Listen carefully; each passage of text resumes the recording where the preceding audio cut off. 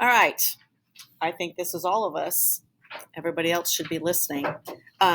So first thing, again, I detest doing this with a red hot poker, but there's no way we're going to finish this by Friday. So we are going to have to move our test to Monday. I hate Monday tests, but that gives you another weekend to get your work done. I absolutely hate doing that.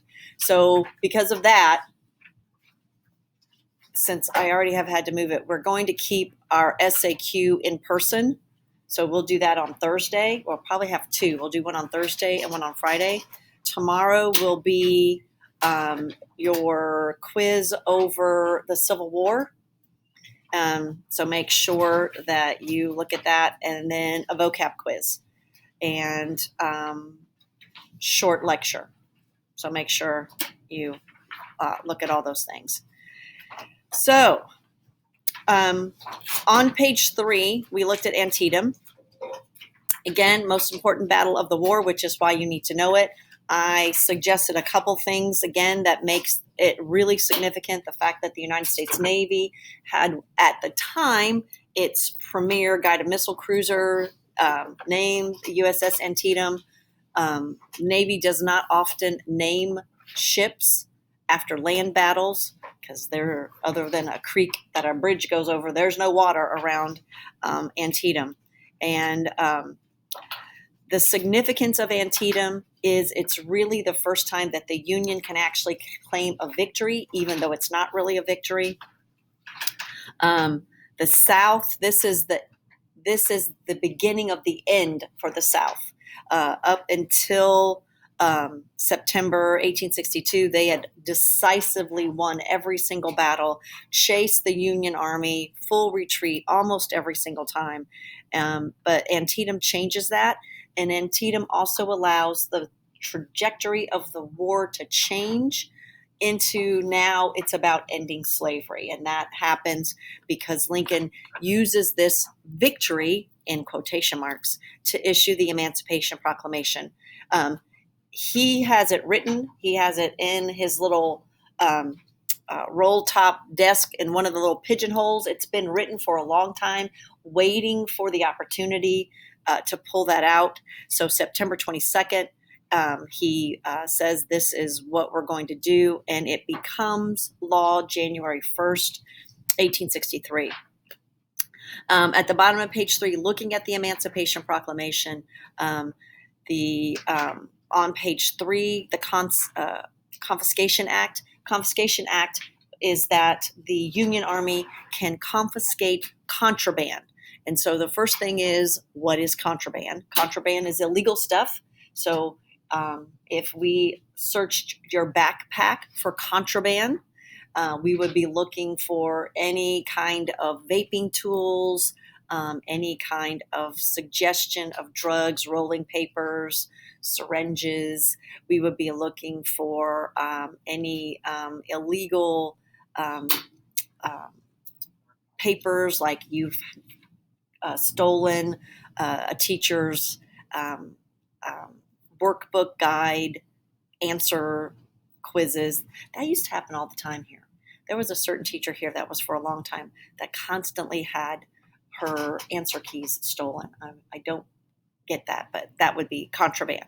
So for the cases and the basis of the Union Army, contraband now becomes slaves. And so when they move through the South, they can confiscate these slaves, and not for the purpose of enslaving them, but for the purpose of freeing them and allowing them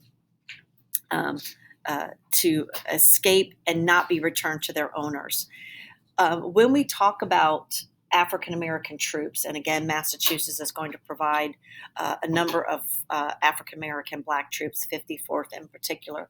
One of the things that is significant to think about and remember as these Black troops volunteered for combat down South, that if they were captured by the South, which was a great possibility, as fluid and flux as the battle lines were, they would be enslaved. And it was, again, something that they knew, but the idea of being the first troops to free slaves was also a much better enticement.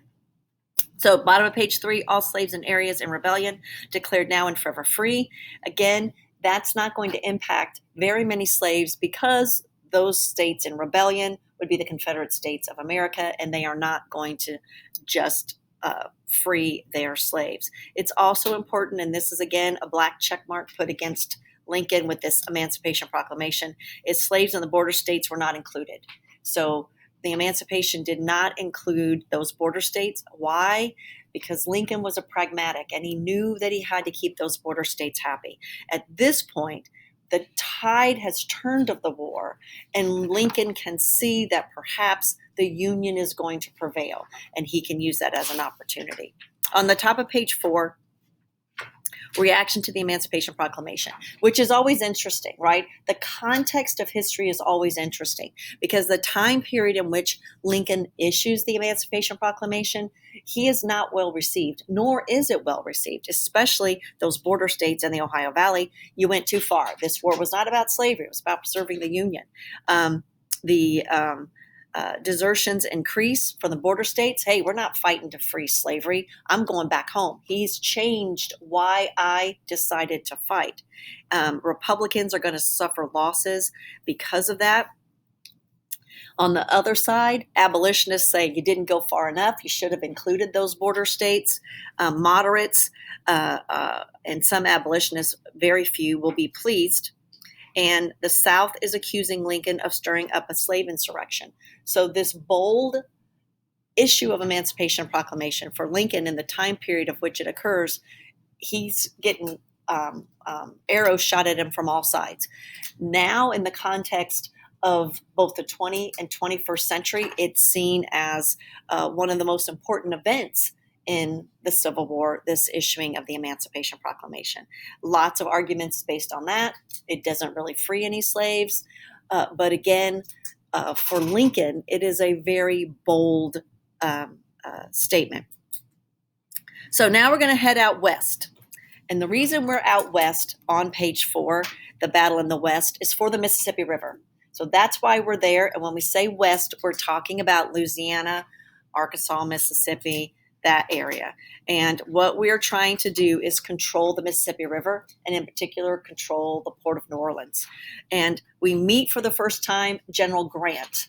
General Grant is going to assert himself and eventually assume the power of the Union Army, and then will be our second president after Lincoln is assassinated. We'll have Johnson, and then Grant will be elected president. So Grant captured Fort Henry, Fort Donelson in Tennessee, Shiloh, and in April and 7th, and essentially shuts down the Mississippi River. I want to just draw your attention to the way the war changes for the Union on C3 or C2. Grant is victorious, but the casualties are shocking. So this is the two sides of the war. Lincoln's generals in the beginning losing every battle with low casualties, and make sure that we understand a casualty. A casualty isn't everybody that died. When we talk about casualties in war, it's people that can't return back to the battlefield. So it isn't that 23,000 people were killed, but again, that lumped all together in casualties. And that includes missing. That includes men that just walked away. And that, again, will be a side of the Civil War that's not necessarily all fleshed out because of the attachment to being a deserter and being a coward. But there has to be some sympathy for those men under extreme mental distress, and added to getting shot at, not having enough food, sleeping outside, not understanding, again, what you're really fighting for at this point. And finally, on page 4, under the War in the West, New Orleans is taken by the Union in the spring of 1862 by David Farragut. And again, a whole branch of ships are named after him. He's the guy that says, I'm going to say a bad word, damn the torpedoes full speed ahead out in the Mobile Bay, or not Mobile Bay, out in the Gulf of Mexico, in and around Mobile. The war in the east is where we're going to meet General Lee, and he starts up and around the Battle of Gettysburg. Lee is going to defeat General Burnside in Fredericksburg, Virginia. If those of you that ever wanted to know where we get the word sideburns from, General Burnside, take a look at some of his pictures. He has got just the most. First of all, he's got an egg head. His head is like an egg. It's about that big. It's bald on top, and he's got these big, giant sideburns. Anyway, so Burnside's going to be replaced by Hooker. And then we get to the top of page 5, Chancellorsville. Chancellorsville's again going to be Lee's. Did I say Sherman? I did. I don't. I'm ahead of myself. General Lee's smaller force is going to split Hooker's army in two, and Hooker again is going to be removed and replaced by General Meade. So now we're on our fourth one, just in our notes, and I haven't included everybody that Lincoln is replacing with. Stonewall Jackson is accidentally killed by his own man. Confederates again are going to lose a lot. And then we get on page 5 to the Battle of Gettysburg. Battle of Gettysburg is Lee's strategically bad move. Again, Lee is going to invade the North, going against the strategy of just holding back the North, sitting back and waiting for the North to invade. And it is, again, a bad move. Gettysburg is in Pennsylvania, and Lee decides to invade the North through Pennsylvania in hopes of strengthening the peace movement. So what Lee is trying to do is bring the war to the North and encourage Northern lawmakers to say, we've had enough of war. Let's just make peace. Let them keep slavery. We'll just draw a line. We'll just be these new things. The United States doesn't have to be one country. Look at Europe. It's a big continent with a whole other lot of places. Is it worth all these casualties? Let's just end. That's what Lee is hoping for. He miscalculated the strength of that peace movement. It was not large. It really didn't move out of the state of New York. And he definitely misstated the idea of what invading the North would do to the Union. So it is the bloodiest battle of the Civil War, 53,000 casualties. It takes place over 3 days. Confederates are going to take Gettysburg, but the Union, has anybody been to Gettysburg? If you've never been to Gettysburg, I highly, highly recommend Gettysburg. It's a really cool tour that you can do as a driving tour, so you don't like people like me that don't like to walk. We did it with our trip to Washington, D.C. with History Club a couple years ago. I've been several times. One of the really interesting things for the state of Indiana is we are one of the few Union troops that actually has a state monument in Gettysburg. The South has tons of them. I don't know why they have so many there. They have lots. The state of Indiana has a really cool statue. I obviously never, ever saw it before in the many times I've been there until we went with our history club, and obviously our tour guide, knowing that we were from Indiana, parked us over, got a picture. The Indiana troops that were there played a really big role in holding off one of the last big surges of the Confederates. They actually have markers there. They're not big. They're about that big, that the Indiana Union troops put there to show where they were at when they held off this part and how much. So the monument not only is a monument for the state of Indiana, but it is significant in that that's where a really important skirmish took place, where the soldiers of Indiana held their line and did their job in holding off the Confederates. The two in particular things that happened that most people know about Gettysburg is on day 2, the Battle of Little Round Top, in which the Union Army is holding off. They're being outflanked, and outflanked means you're getting ready to be surrounded. It is the most dangerous dangerous thing for any military um, um, infantry to face, or cavalry for that matter. It is impossible. 2 times in the history of the United States military that has come really close to destroying, and it would be the Battle of Little Round Top and then Iwo Jima in World War II, where Marines are just dropped on that island and kind of left to fend for themselves. And both times the United States Army comes out ahead. So Little Round Top, day 2. Day 3 is the last real hope of the Union Army, and it's called Pickett's Charge.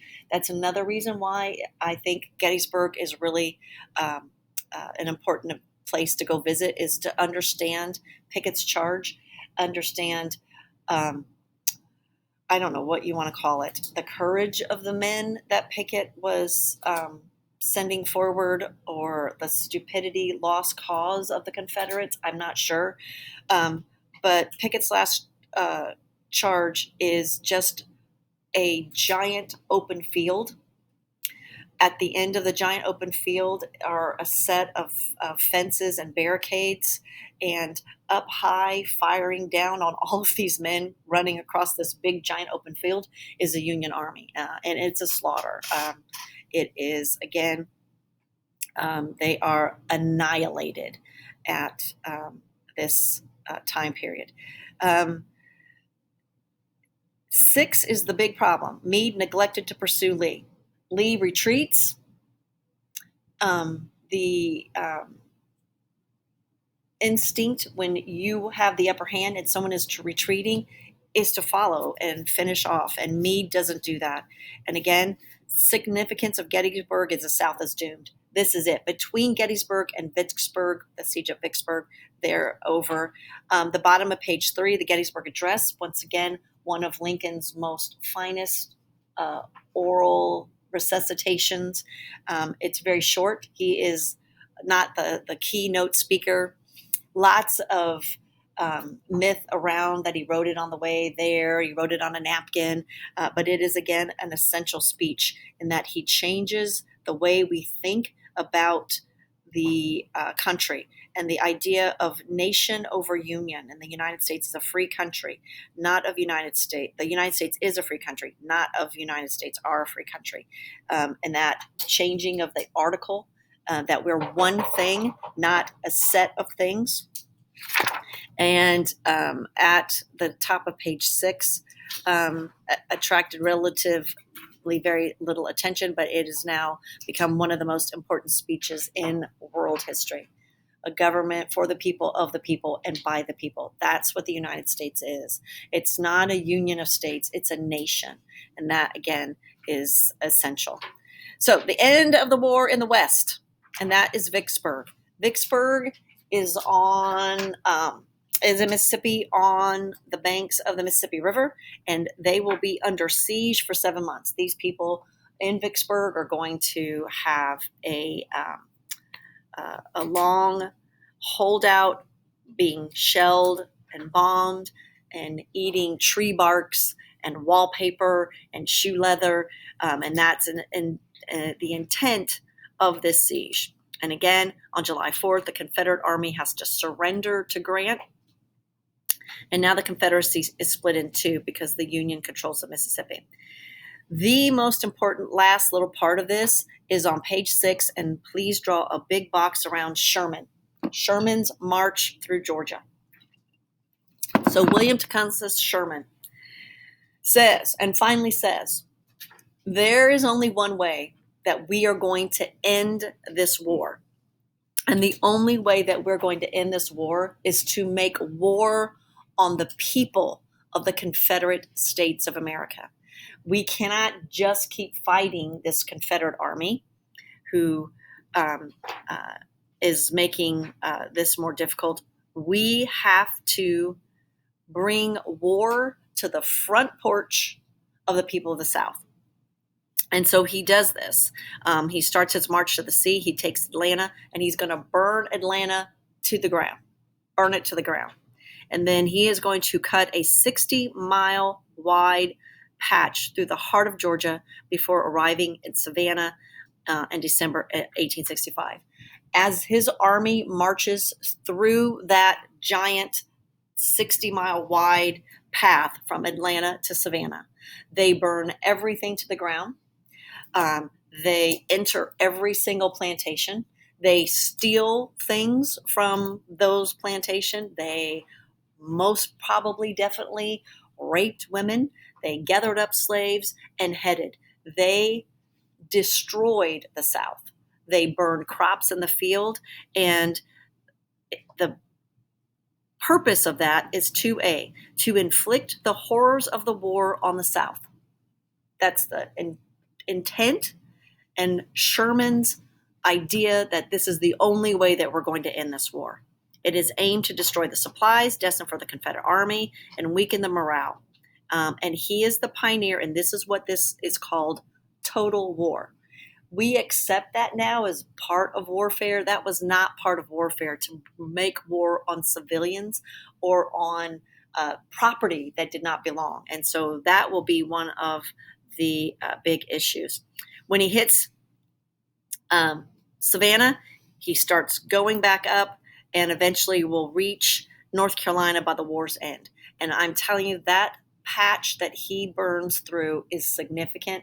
I think I mentioned it at the beginning of this unit, that he marches right through my family's hometown of Goldsboro, burns everything flat to the ground, and leaves one house, and that's it. The one house they use as a Union hospital, which is supposedly haunted. So, yeah. So that is taking us to the end. What you need to know about what brings the end of the war is Tecumseh Sherman.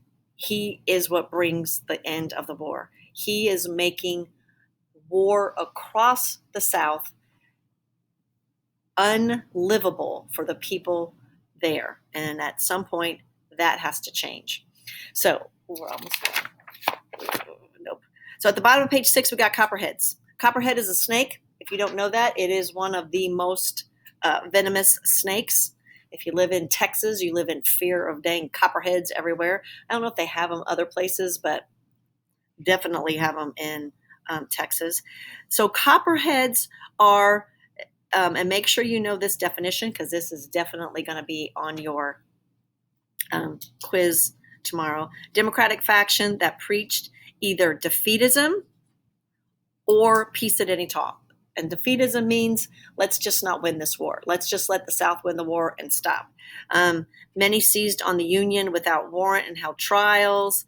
Many are seized by the Union. Appealed to the Midwestern farmers who trades routes, condemned Lincoln. And the one who is most associated with this is Clement Van Danlingham. I hate saying his name.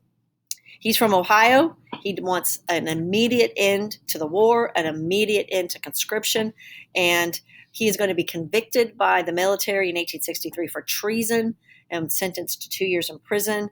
Lincoln says, if you like the Confederates so much, just go on down there. He will return. Lincoln won't arrest him, all that other stuff. So last thing we're going to get to today before we finish this up is the election of 1864. And again, we have an election in the middle of the Civil War. And Lincoln, again, will be put in to represent the Republican Party. The presidential candidates will have a Union Party. The Republicans, again, will join in with that. And Andrew Johnson under D1D is going to be Lincoln's running mate. He is from Tennessee. He is a loyal war Democrat. It is probably one of the dumbest mistakes that Lincoln ever makes. I guess he doesn't know he's going to die, and Johnson's going to become president. Their slogan is, don't swap horses in the middle of the river. We've been getting you through this thing. Don't swap. Democrats will nominate George McClellan. And on the top of page 8,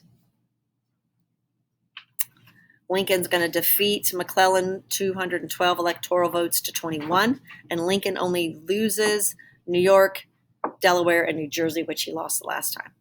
And it is one of the most crushing defeats for the South. The South had hoped that McClellan would win and the war, and it would all be over. And Lincoln's second most famous speech, his inaugural speech, with malice toward none, with charity for all. And we will end that there. When you are looking at Lincoln's plan for Reconstruction, you really need to make sure that you look at that sentence. Lincoln wants everyone just to hold hands, get back together, and make everything happy. The rest want to be Taylor Swift. We are never, ever, ever, ever, ever getting back together. And if we do, you must follow our rules. Okay.